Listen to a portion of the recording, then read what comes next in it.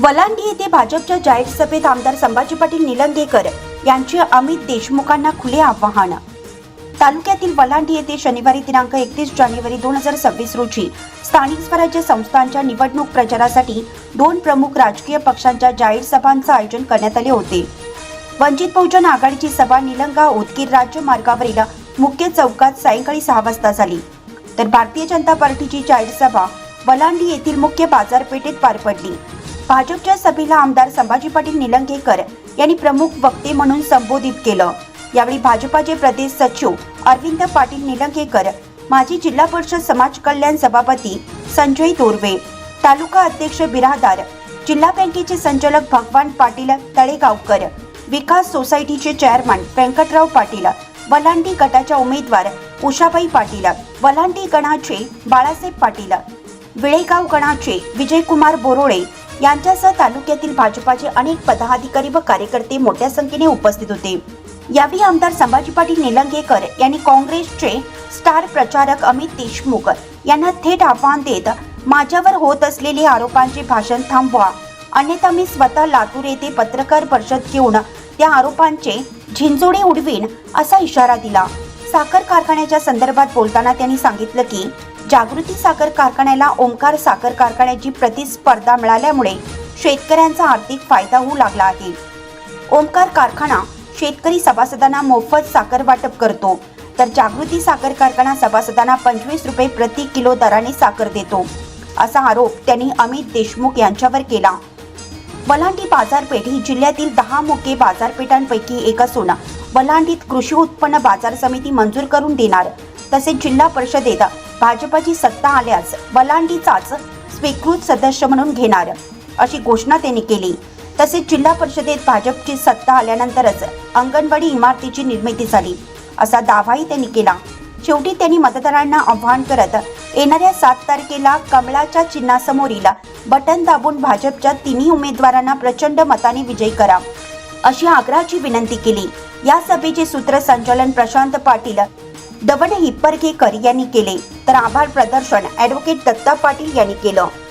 निवडणूक ग्रामीण भागातल्या लोकांना एकमेकांचा आपल्या गावातील विकास करण्यासाठीची निवडणूक आहे। या निवडणुकीच्या माध्यमातून आमचे माय माऊली असतील, तुमचे प्रश्न, बचत गट कधी निर्माण झाले? 2014च्या नंतर बचत गट निर्माण झाले। 2014च्या पूर्वी काँग्रेसची सत्ता होती, त्यावेळेस 12% व्याजाने ह्यांनी बचत गटाला पैसे द्यायचे, बरोबर आहे? आधी व्याजाने पैसे द्यायचे, आता आम्ही व्याज लावतोय। आज 0% व्याज दराने आम्ही आमच्या महिलांना, आमच्या मायमाऊलींना पैसे देतोय। 5-5 लाख रुपये त्या ठिकाणी देतोय। आमच्या सर्व मायमाऊलींना सांगायचंय, आपल्या गटांना जर पैसे पाहिजे असतील, केंद्रातून जर पैसे थेट तुमच्या खात्यावर आणायचे असतील, मोदी साहेबांनी प्रत्येकाचं खातं बँकेमध्ये निर्माण केलं, प्रत्येकाचं खातं काढलं। हे का काढलं आज तुमच्या लक्षात आलं असेल? आज तुमच्या खात्यावर पैसे जमा झालेला ओटीपीचा नंबर तुम्हाला येतो का तुमच्या मालकाला येतो? बरोबर आहे, कुणाला येतो नंबर? खात्यावर पैसे जमा झालेले हे तुम्हाला ओटीपीचा नंबर येतो आणि तुम्हाला माहित होतं। हे सरकार आपली काळजी घेणारं सरकार आहे आणि हे सर्व योजना शेतकऱ्यांपर्यंत, आपल्यापर्यंत थेट पोहोचवण्याचं काम या सरकारच्या माध्यमातून, आपल्या सरकारच्या माध्यमातून करतो। माझी आपल्या सर्व बांधवांना विनंती, येणाऱ्या काळामध्ये ही निवडणूक आपण आपल्या अंगावर घेऊन आपल्याला निवडणूक लढायची। वलांडीच्या प्रतिष्ठेची, प्रत्येकाच्या प्रतिष्ठेची निवडणूक बनवायची। हे बघा, निकाल 11 जिल्हा परिषद आपल्या विधानसभेमध्ये येत, 11च्या 11 जिल्हा परिषद निवडून येणार। मी आपल्याला आवर्जून सांगतो की शेजारी आमचे मित्र अभिमन्यूचा मतदारसंघ आहेत, औषधातून जागा निवडून येणार आहेत, लातूरहून जागा निवडून येणार आहेत, निलंग्यातून आपल्या जागा निवडून येणार आहेत। पण ज्यावेळेस अध्यक्षपदासाठी माळ जर घालायची असेल, अध्यक्षपदाची माळ कुणाच्या गळ्यामध्ये येणार आहे? शिवानंदजी, ज्याच्या मतदारसंघामध्ये सर्वात अधिक भारतीय जनता पार्टीला मतदान झालंय, त्याच्या गळ्यामध्ये अध्यक्षपदाची माळ येणार। मग हे आपला देवणी तालुका राहायला नको का? आपला विधानसभा राहायला नको का? आपण पास होणार आहे का? पास होणार आहे, पास होणार आहे का? पास होणार आहे, सगळेजण पास होणार आहेत। पण आपली वेगळी ओळख जर निर्माण करायची असेल तर आपल्याला मेरिट मध्ये यावं लागेल। आणि देवणी तालुका म्हणजे काय, मंत्री आपला लागतो, आपल्या हक्काचा पालकमंत्री लागतो, आपल्या अधिकारातला पालकमंत्री लागतो, आणि तो पालकमंत्री शिवेंद्रराजे. आणि कधी काय होईल सांगता येत नाही. शिवानंदजी, आई तुळजा भवानीच्या आशीर्वादाने आजकाल काही चमत्कार होतात. भारतीय जनता पार्टीमध्ये काम करत असताना मला सांगण्यात आलं की संभाजी तुला थांबायचंय, आणि मी आता थांबलोय. थांबल्यावर त्याचा लाभ अधिक होतो. भारतीय जनता पार्टीमध्ये व्यासपीठाच्या मंडळींना सगळ्यांना मला आवर्जून सांगायचं, निश्चितपणे ज्या वेळेस आपल्याला हा लाभ होईल त्याचा जो खेचून आणायचा जो बजेट असेल आपल्यापर्यंत घेऊन येता येईल. माझी सर्व बांधवांना विनंती आहे, आमच्या मायमौलींना विनंती आहे, कुणी काही जरी सांगितलं, कुणी कोणते जरी भूलतापा मारले, आपल्याला मतदान आपल्या विकासासाठी करायचं. निवडणुका म्हटल्यानंतर काँग्रेसवाले भावनिक होऊन आव्हान करतात. त्यांचं आव्हान भावनिक आहे. त्यांनी येतील, त्यांनी तेच सांगतील, स्वर्गीय शिवराज पाटील चाकूरकर साहेबांकडे बघा, स्वर्गीय बघून काय मतदान करायचं. तुम्ही 17 वर्षामध्ये या जिल्ह्यामध्ये काय दिवे लावले हे देखील जनतेला सांगणं गरजेचं आहे. तुम्ही देखील 2.5 वर्ष पालकमंत्री होतात, 2.5 वर्षामध्ये काय दिवे लावले हे जनतेला तुम्ही सांगा.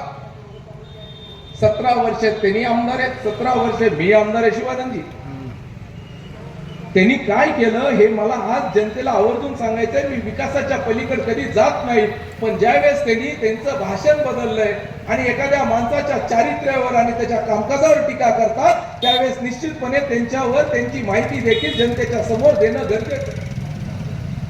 आज तुम्ही जावा, इथून जात असताना, लातूरला जात असताना, आपला निलंगा विधानसभा मतदारसंघ संपला. लातूर मतदारसंघ ज्यावेळेस चालू होतो त्याच्यानंतर त्यांची वळख चालू होती. जेवढे जे काही तमाशाचे फळ तुम्हाला या जिल्ह्यामध्ये दिसतील, जसं लातूर तालुका चालू झाला त्यावेळेस तमाशाचे फळ दिसतील, आणि निलंगा तालुक्यामध्ये एक देखील अशा अवैध पद्धतीचे धंदे आपण निलंग्यामध्ये होऊ दिले नाही. आमदार झाल्यानंतर हे लोक जे असे अवैध धंदे चालवतात ते आमच्याकडे आले आणि त्यांनी सांगितलं लातूरमध्ये आमचा फळ आहे, आम्ही देखील इथं तुमच्या मतदारसंघामध्ये फळ चालू करणार आहे, महिन्याकाठी आम्ही तुम्हाला 10-15 लाख रुपये देतो. त्या माणसाला सांगितलं, संभाजी पाटील आमदार आहे, उद्या आमदार असेल किंवा नसेल, पण मी त्यांना असं बजावून सांगितलं, या मतदारसंघाच्या बॉर्डर मध्ये एक देखील आपण होऊ देणार नाही. हे त्यांना थांबवून सांगितल्यानंतर आज आपण बघा त्या मतदारसंघामध्ये अवैध धंदे नाही. ह्या लोकांना बोलायचा अधिकार आहे का? आज सगळ्यात पहिलं जर पाहिलं, गुटख्याचे अड्डे कुठं असतील ह्यांच्या मतदारसंघामध्ये, आज जे पत्त्याचे अड्डे असतील ह्यांच्या मतदारसंघामध्ये, अशा लोकांनी बोलायचा अधिकार आहे का? असे अवैध धंदे हे आपण आपल्या भागामध्ये होऊ दिले नाहीत, हे देखील महत्वाची बाब आहे. आज शेतकरी जातो, त्याचा माल घालतो, माल घातल्यानंतर कुठंतरी त्याला चुकीच्या मार्गाला घेऊन जाण्याचा प्रयत्न ह्या लोकांच्या मार्फत या जिल्ह्यामध्ये 17 वर्ष यांनी चालवलेला. यांनी सांगतात आम्ही कारखाना चालवला, आम्ही चांगल्या पद्धतीने जागृती कारखाना चालवतोय, आम्ही 3,000चा भाव दिला असं अमित देशमुख म्हटले. अमित देशमुख ज्या मतदारसंघाचे आमदार आहेत तिथं त्यांचा स्वतःचा 21 कारखाना आहे. त्या 21 शुगरच्या माध्यमातून त्यांनी 2850चा भाव दिला. इथं त्यांना 3,000 का द्यावा लागला? कारण शेजारी आंबुलगा कारखाना चालू झाला, म्हणून यांना हा भाव त्या ठिकाणी द्यावा लागला. विस्तार न्यूज महाराष्ट्रासाठी संपादक अजित सौदागर. चालू घडामोडी पाहण्यासाठी विस्तार न्यूज पाहत राहा. धन्यवाद.